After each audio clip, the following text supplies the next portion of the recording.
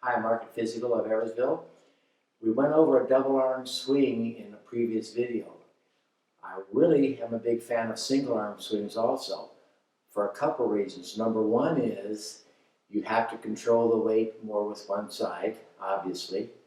But the second thing it does, there's a term that they use in fitness called working the anti-rotation muscles, meaning you're working the muscles to avoid your back from being twisted around.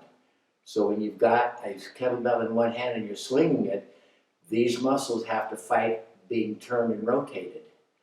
It also puts an entirely different stress on your shoulder, which is good, as long as your techniques are good.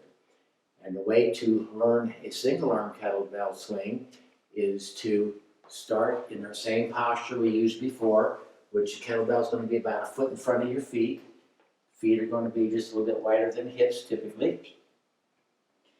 You will bend down, and you can start it with two hands, but chest high, head up, butt back, not allowing it to be curved.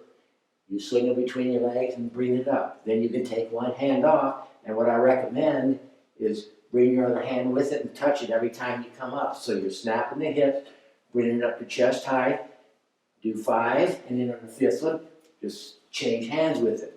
But keep your trailing hand with it and just touching it as you're doing these swings, and then you can switch again easy, as opposed to letting your hand drag, because then you have to try to hurry up and get it out there to catch it.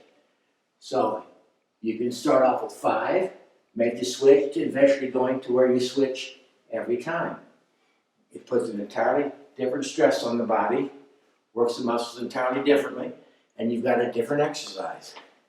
If you have further questions, contact us at physical@eversville.com.